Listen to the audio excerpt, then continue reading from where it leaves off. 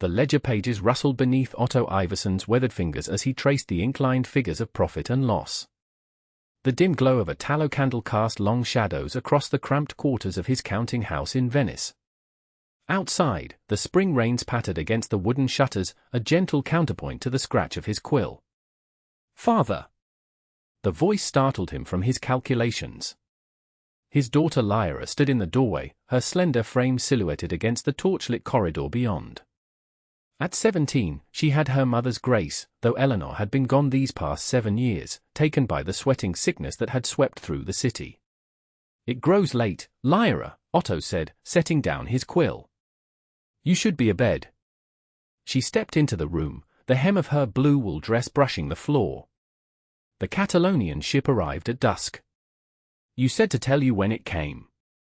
Otto rose quickly, his joints protesting after hours of stillness. The Catalonian vessel was 3 weeks overdue, and he'd nearly abandoned hope of seeing his investment again. "The cargo? Was it intact?" Master Renaldo would not say. "He asks that you meet him at the harbour warehouse at first light." Otto nodded, relief and apprehension mingling in his chest. "Very well. Now to bed with you." After Lyra had gone, Otto returned to his ledger, but his mind wandered to the eastern trade routes that had once made his family's fortune. His father had travelled as far as Samarkand in his youth, returning with silks so fine they could be drawn through a wedding ring and spices that commanded prices higher than gold. But the old routes had grown treacherous in recent decades. Mongol conquests, plague, and the rise of the Ottoman Turks had disrupted the passages that merchants had travelled for centuries. Now most traders stuck to safer paths, and the great overland Silk Road that had connected east to west for a millennium was fading into legend. Otto had been forced to adapt, investing in Mediterranean shipping instead of caravans, dealing in Venetian glass rather than Chinese porcelain. Yet always, in the back of his mind, remained his father's stories of the forgotten routes, paths through mountains and deserts where extraordinary wealth awaited those brave enough to follow them. Sleep eluded him that night. Otto rose before dawn, donned his merchant's robe of dark blue wool, and fastened the silver chain of office around his neck. The emblem of the Venetian Merchants' Guild gleamed in the lamplight as he made his way through the silent streets toward the harbour. The eastern sky was just beginning to lighten as he reached the warehouse. Renaldo, a broad-shouldered Catalonian with a neatly trimmed beard, greeted him with a solemn nod. "Master Iverson. I thank God I have found you alive." Otto frowned. "What mean you by that?" Renaldo glanced around before leading Otto deeper into the warehouse, where crates and barrels were stacked in neat rows. "We were set upon by pirates off the coast of Cyprus. Ottoman vessels. They let us live only because we carried a messenger bound for Venice." "A messenger?" Otto's pulse quickened. Renaldo nodded. "A man from the east. He says he knows you, or rather, knew your father." He gestured toward a figure seated on a crate in the corner. The man who rose to meet them was slight of build, his skin weathered by sun and wind. His clothing was strange, a long robe of padded silk beneath a riding coat of leather, dusty from long travel. His eyes, dark and watchful, assessed Otto with quiet intensity. "I am Yusuf Al-Farsi," he said in accented Italian. "Your father saved my life in Tabriz 30 years ago. I have come to repay that debt to his son." Otto struggled to hide his surprise. "My father rarely spoke of his eastern journeys in detail." "Wise men guard their secrets," Yusuf replied. "Especially when those secrets might bring great fortune, or death." A chill ran through Otto despite the warming air. "What debt do you speak of?" "Not here," Yusuf glanced toward the warehouse entrance. "Eyes and ears are everywhere in Venice. Come to my lodging tonight. Bring only those you trust with your life." He pressed a folded piece of vellum into Otto's hand. "And bring this. Your father's map." After Yusuf had departed, Otto unfolded the vellum. It contained a single line of text in his father's distinctive hand, *, look beneath the 7th stone from the hearth in the eastern wall. *, that evening, after sending the servants away with instructions not to return until morning, Otto pried loose the stone in his study. The cavity behind it contained an oilskin packet, undisturbed for decades. Inside was a map unlike any Otto had ever seen, not drawn on vellum but on silk, with strange characters marking locations alongside notations in his father's hand. Places he had only heard of in stories: Kasha, Khotan, the Taklamakan Desert, and beyond. "What are you doing, father?" Otto turned to find Lyra watching from the doorway, curiosity bright in her eyes. "Nothing that need concern you," he said, too sharply. Her expression hardened. "I am not a child anymore.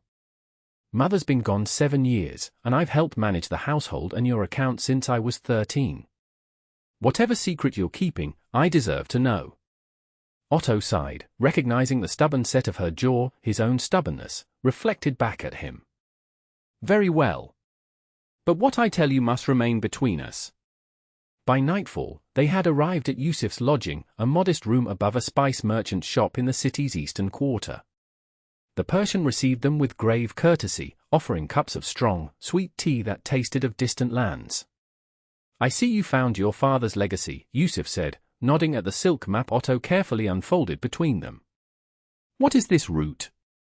Otto asked, tracing a thin red line that wound through mountain passes and across deserts. "A forgotten path," Yusuf replied. "One that bypasses the territories now controlled by the Ottomans. It was known only to a few caravan masters, passed down from father to son. Most who knew it are dead now, killed in the wars or by the Great Sickness. And this is worth risking lives for? Old trade routes when new ones have been established." Yusuf's eyes glittered in the lamplight. "This route leads to more than trade, Master Iverson. It leads to a valley where the finest silk in the world is still produced, using methods unchanged for 1,000 years. Silk so valuable that a single bolt could purchase this entire building. And more, there are deposits of lapis lazuli, rubies, and jade that have never been touched by Western hands." Lyra leaned forward, fascinated. "If this place is so valuable, why has no one claimed it?" "Because the path is perilous," Yusuf said. "And because those who guard these treasures have no desire for outsiders to find them. Your father was the only Westerner ever allowed to trade directly with them. They trusted him because he saved the life of their headman's son, me." Otto studied the map more closely. "You propose an expedition." "I propose a partnership," Yusuf corrected. "I know the route but lack the capital to fund such a journey. You have the means but would never find the valley without a guide. Together, we could restore a connection that has been broken for a generation."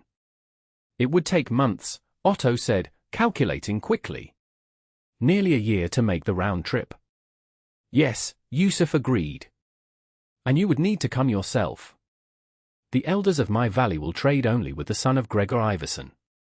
Otto felt the weight of his responsibilities in Venice, his warehouses, his ships, his position in the guild. And Lyra, who would protect her in his absence? "I cannot leave my daughter unprotected for so long," he said. "Then bring her," Yusuf suggested. "The women of my homeland would welcome her, and she would see wonders few Western women have ever beheld." Lyra's eyes lit with excitement, but Otto shook his head firmly. "Absolutely not. The journey is too dangerous. More dangerous than staying in Venice." Lyra countered. "The plague returns every few years. Mother died without ever leaving the city walls. At least on this journey, we would be far from the sickness." "There are other dangers in the world besides disease," Otto replied sharply. "Indeed," Yusuf agreed. "But consider this, if you succeed, your family's fortune would be secured for generations. If you remain, you continue to compete with every other merchant in Venice, watching your profits dwindle as the Ottomans tighten their grip on Mediterranean trade." Otto looked from the map to his daughter's determined face. "I need time to consider this." In the weeks that followed, Otto found himself torn. The practical merchant in him calculated risks and returns, weighing the enormous potential profit against the very real dangers. The father in him recoiled at the thought of exposing Lyra to such peril. Yet each day, Ottoman influence grew, and with it, the cost of doing business through conventional routes. Lyra, meanwhile, had taken to visiting the Persian quarter of the city, learning phrases in Farsi from the merchants there and studying maps of the East in the library of the Doge's palace. Her enthusiasm only increased Otto's unease. The decision was forced upon them sooner than expected. One evening, as they dined with members of the Merchants' Guild, a messenger arrived with troubling news. 3 of Otto's ships had been seized by Ottoman authorities in Constantinople, their cargoes confiscated on dubious charges. "They grow bolder," muttered Lorenzo de' Medici, a fellow merchant from Florence. "Soon they'll control every port from the Black Sea to Alexandria." "What recourse have we?"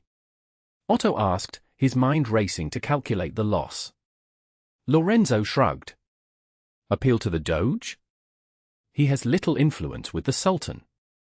"No, my friend, we must adapt or perish. I myself am shifting my investments westward. Portugal and Spain look to find new routes to the east by sea." "Such voyages may take decades to bear fruit," Otto replied. "What alternative exists?" Lorenzo asked.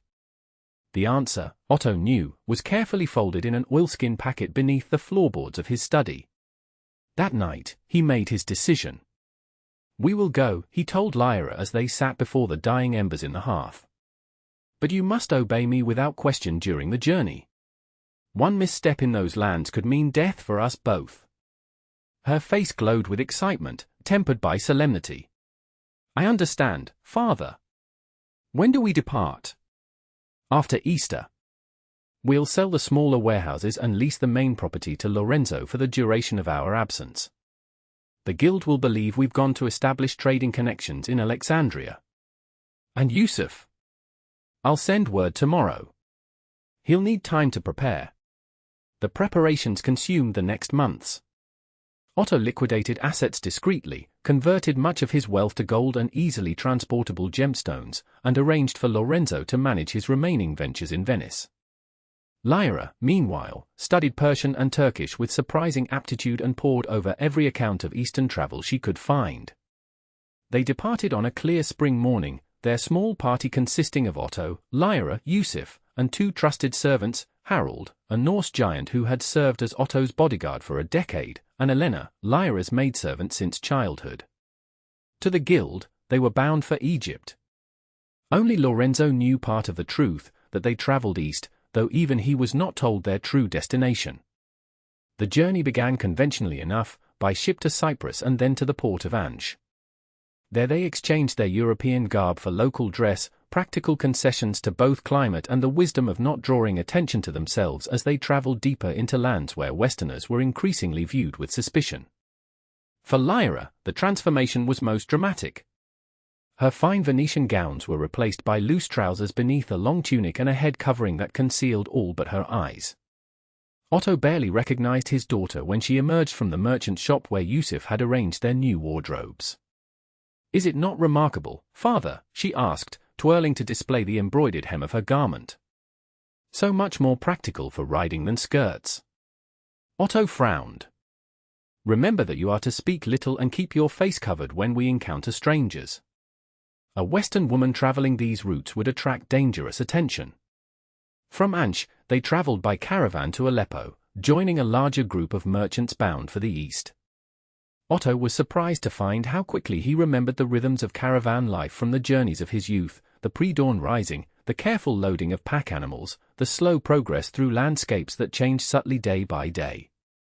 Lyra adapted with remarkable resilience, never complaining of the dust or heat or the basic nature of their accommodations.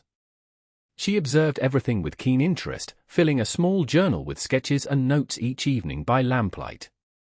It was in Tabriz that they first encountered real danger. The ancient Persian city was a crossroads of trade, its bazaars filled with goods from every corner of the known world. But it was also a city of spies, where information was as valuable as silk or spices. They had taken rooms at a caravanserai on the city's eastern edge, preparing to depart from the main caravan route the following day.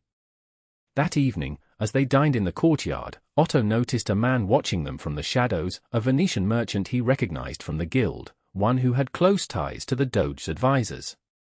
"We're being observed," he murmured to Yusuf in Persian. Yusuf nodded almost imperceptibly. "Giovanni Dandolo. He trades in information as much as goods. If he recognizes you, word will reach Venice within a month. And what would that matter? Lyra asked. We've broken no laws. Politics is more complicated than law, Otto replied. If the Doge learns we're establishing trade routes that bypass Venetian control, it could mean confiscation of our property at home. That night, they slipped away from the caravanserai before dawn, taking a little-used path north toward the mountains rather than the expected eastern route. It was their first deviation from established trade roads, the first step onto Yusuf's forgotten path. The landscape grew increasingly rugged as they climbed into the mountains that separated Persia from the lands beyond. Villages became scarcer, and those they encountered were often little more than clusters of stone huts inhabited by shepherds who regarded travelers with suspicion. We are entering territories where neither Ottoman nor Persian authority extends with any real force, Yusuf explained as they made camp one evening beneath a sky blazing with stars. From here, we rely on older laws, those of hospitality, fair exchange, and when necessary, strength. The truth of his words became apparent 3 days later when their small party was surrounded by mounted warriors while navigating a narrow pass. The men were Turkmen tribesmen, their faces weathered by sun and wind, their weapons well used but gleaming with care. Their leader, a grey-bearded man with sharp eyes, addressed Yusuf in a dialect Otto could barely follow. Yusuf responded calmly, occasionally gesturing toward Otto and Lyra. After what seemed an eternity of negotiation, Yusuf turned to them. They control this pass, he explained. We must pay a toll for safe passage. Otto reached for his money belt, but Yusuf stopped him. Not coin. They have little use for it here. They want medicine, particularly for fevers and wounds. And they would consider it a great honor if the young woman would tend to their headman's wife, who suffers from an ailment of the eyes. Lyra stepped forward before Otto could object. I know something of treating eye conditions, she said. Elena and I prepared salves for the poor in Venice. Otto wanted to refuse, to protect his daughter from unknown risks, but he recognized the reality of their situation. They were outnumbered, in hostile territory, with no recourse to any authority. The tribesmen led them to their camp, a collection of felt tents set in a protected valley. There, Lyra was taken to the headman's tent while Otto, Yusuf, and the others were given food and rough hospitality. Hours passed before Lyra emerged, looking tired but satisfied. The woman had an infection, she explained. I've treated it with the herbs we brought from Tabriz and shown her daughter how to continue the treatment. The headman approached, bowing deeply to Lyra and then to Otto. Through Yusuf's translation, he offered not only safe passage through his territory but an escort to the borders of the next tribal land. He says his wife's sight is already clearer, Yusuf explained. He calls your daughter a healer touched by Allah's grace. Otto looked at Lyra with new eyes. When had his little girl become this composed young woman who could negotiate with tribal leaders and treat the sick with such confidence? Their journey continued, each day taking them further from the world Otto had known.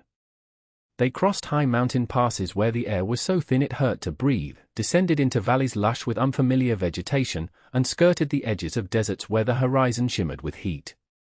Throughout it all, Yusuf guided them with unerring confidence, though Otto noted that even he consulted the silk map regularly, particularly when they reached places where multiple paths diverged. The landscape has changed since I last traveled this way, Yusuf admitted one evening. Rivers have shifted their courses, and some settlements marked on the map are gone. How long ago did you last travel this route? Otto asked. 20 years, Yusuf replied. I was a young man, accompanying my father on his final journey to trade with yours. The revelation that Yusuf had not traversed this path in so long might have alarmed Otto earlier in their journey. Now, for months into their trek, he had developed a deep trust in the Persians' judgment and resourcefulness. They were a month beyond the last outpost marked on conventional maps when disaster struck. While crossing a swift-flowing river, one of their pack horses lost its footing on the slippery stones. The animal was swept away in the current, along with precious supplies of food and medicine. That night, as they made camp with diminished resources, a storm swept down from the mountains, an early harbinger of winter in these high altitudes. By morning, they awoke to find the ground covered in snow, the passes ahead likely impassable until spring. "We cannot go forward," Harold said, his normally impassive face creased with worry. "And we've come too far to turn back." "There is a place," Yusuf said slowly. "A settlement not marked on the map. My people sometimes wintered there when the snows came early. It lies 2 days' journey north of here. Can we reach it before the snow deepens?" Otto asked, calculating their dwindling supplies. "If we leave now and travel light," Yusuf replied. "We would need to abandon some of our goods." The decision was painful but necessary. They selected the most valuable and portable of their trade items, buried the rest in a cache they hoped to retrieve in the spring, and set out through the steadily falling snow. The journey that Yusuf had estimated at 2 days stretched to 4 as the weather worsened. Their food ran dangerously low, and Lyra began to show signs of altitude sickness, headaches and shortness of breath that worried Otto deeply. On the morning of the 5th day, with Lyra now so weak that Harold had to carry her, they crested a ridge and looked down into a sheltered valley. There, nestled against the mountainside and protected from the worst of the winds, stood a cluster of stone buildings with smoke rising from several chimneys. "Shambhala," Yusuf said, his voice thick with emotion. "My mother's people." The reception they received was cautious but not hostile. The inhabitants of the village, perhaps 200 souls, were a people unlike any Otto had encountered in his travels. Their features suggested mixed heritage, with elements of Persian, Chinese, and even, Otto thought, some echo of the ancient Greeks who had come to these lands with Alexander. Their leader was a woman of striking appearance, her silver hair braided with blue stones, her bearing regal despite her simple clothing. She greeted Yusuf with evident recognition, embracing him and speaking rapidly in a language that even he seemed to struggle with at times. "This is Layla," Yusuf told Otto. Was my mother's sister. She welcomes us for the winter." They were given a stone house at the edge of the village, a single room with a central hearth, simply furnished but warm and dry. Lyra was immediately taken to another building where, Yusuf explained, the village healers would attend to her. Otto wanted to accompany his daughter, but Yusuf restrained him. "Their healing ways are private," he explained. "She will be well cared for, I promise you." The night passed slowly, Otto barely sleeping as he worried about Lyra. When morning came, Yusuf led him to a larger building near the center of the village. Inside, they found Lyra sitting up on a pallet, her color much improved, drinking a steaming liquid from a carved wooden cup. "Father," she said, smiling weakly. "These people have remarkable medicines.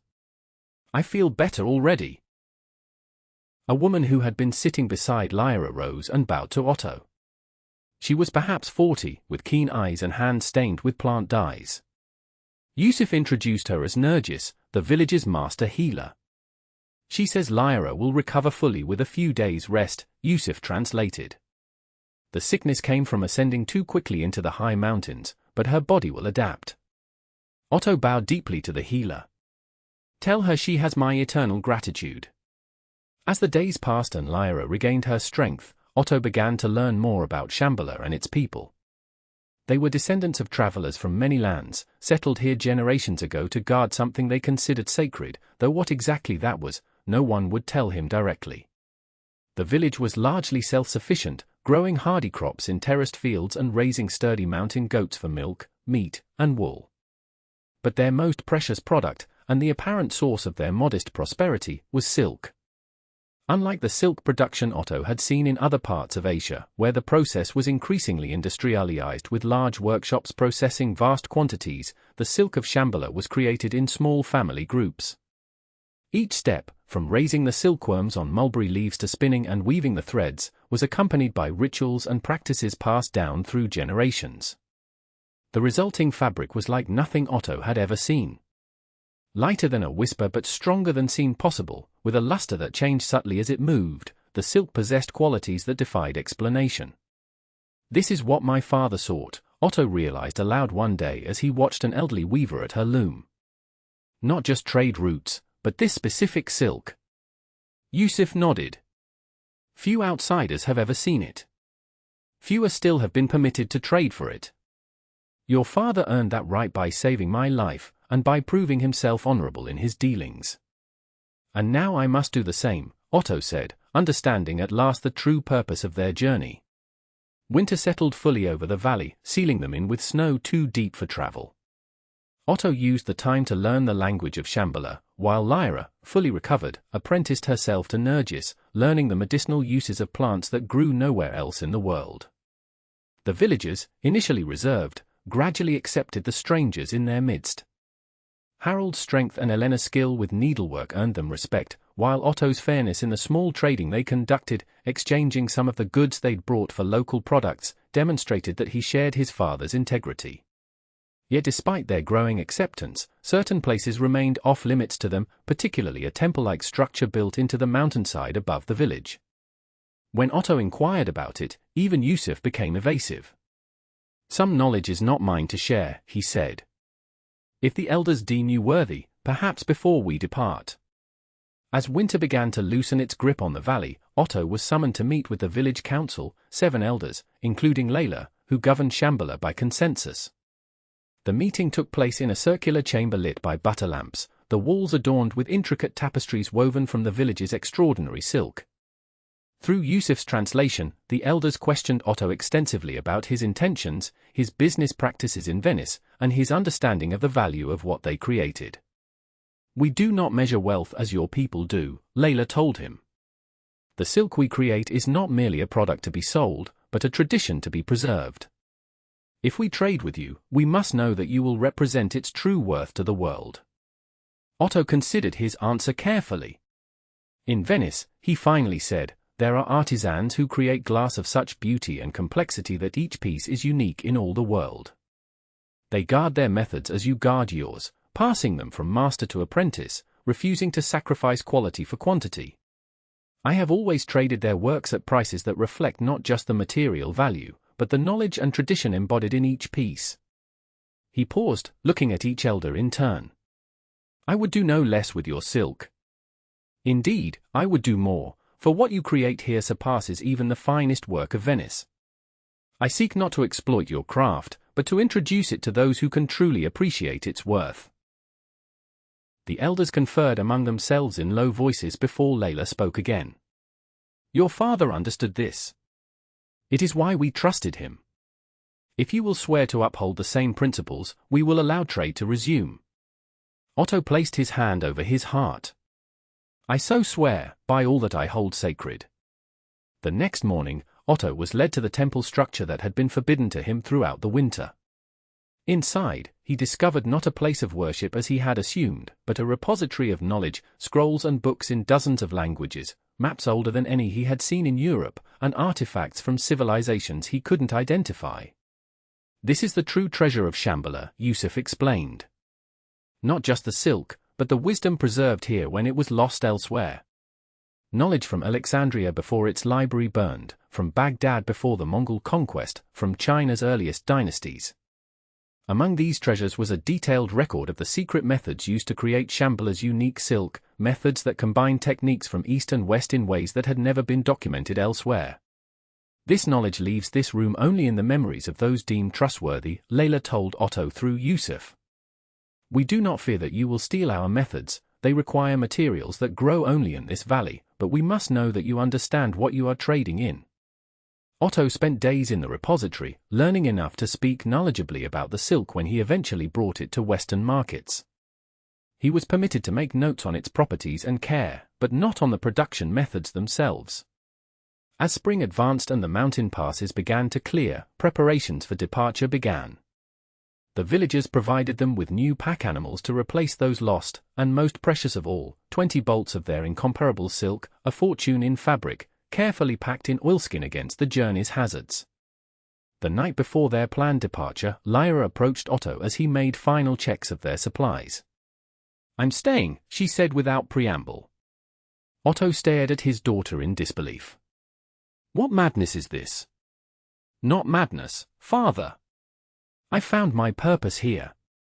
Nergis has asked me to become her apprentice, to learn the healing arts that exist nowhere else. In return, I'll teach her what I know of Western medicine."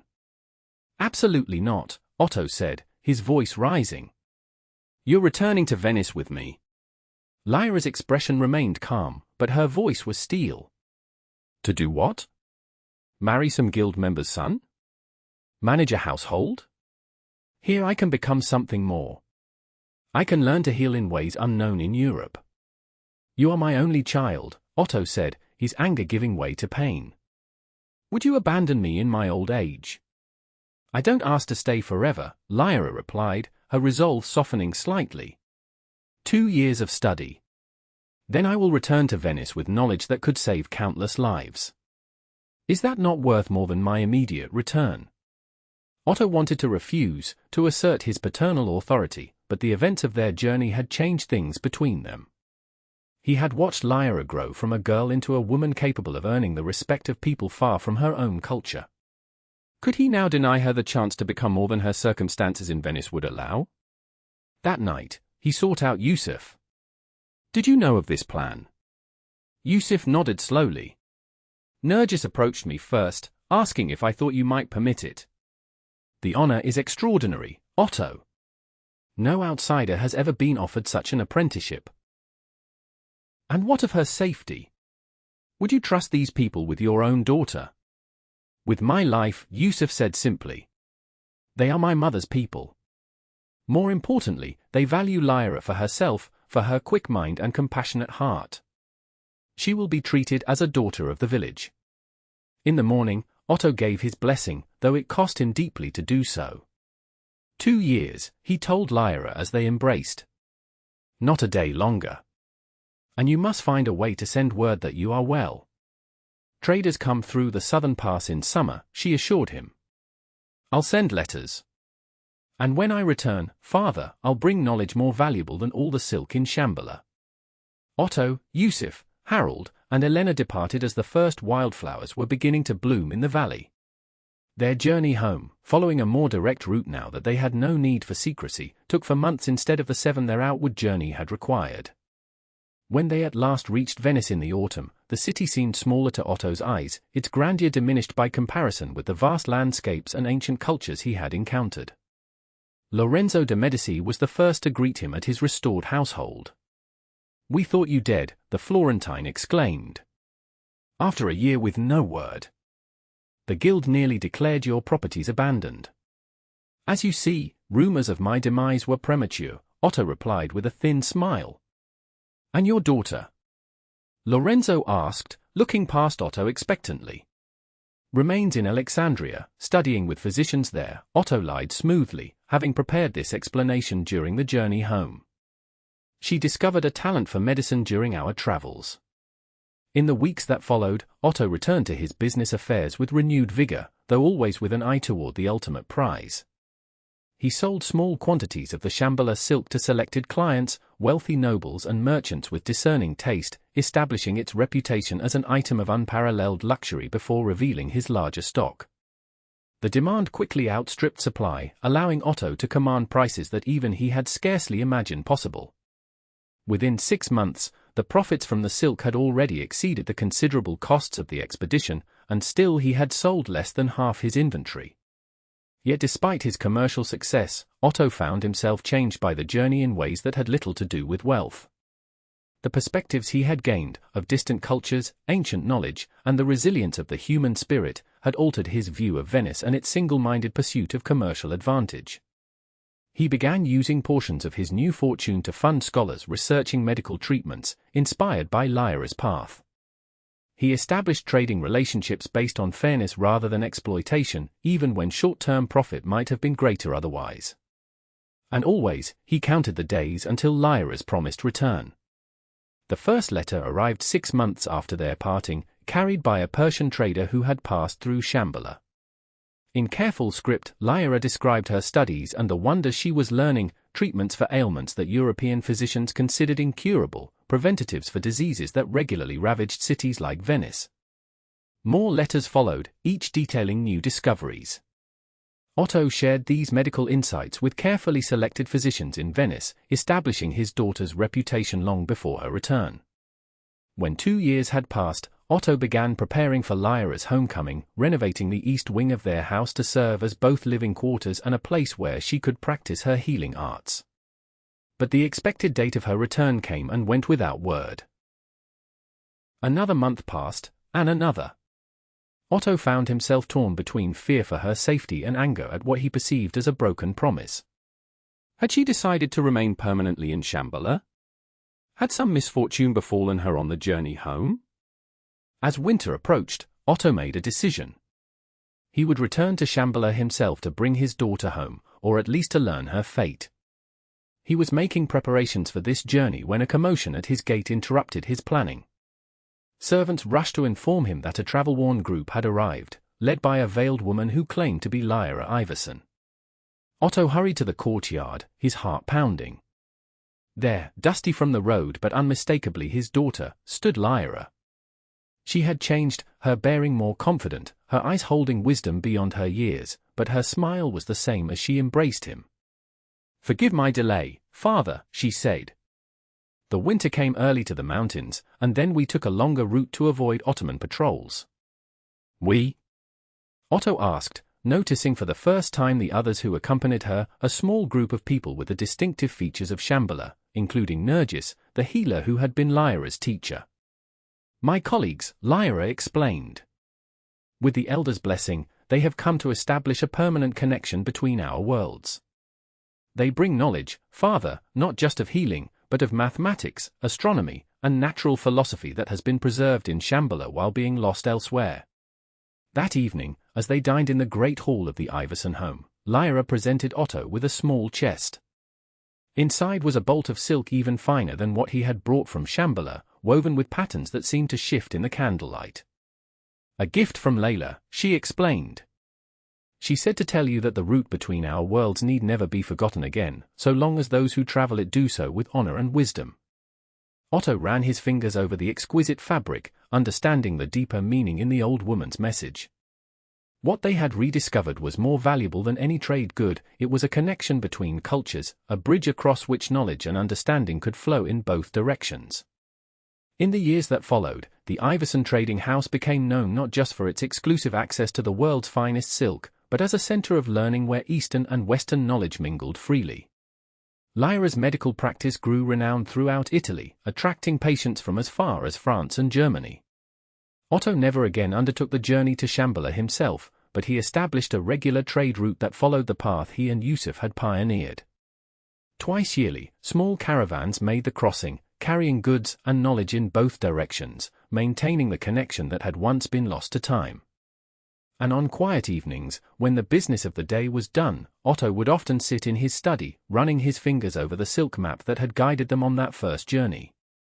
The faded ink lines represented more than just a route across mountains and deserts. They marked the path that had led him to understand that the most valuable treasures were not those that could be bought and sold, but those that transformed the heart and mind of the traveler bold enough to seek them.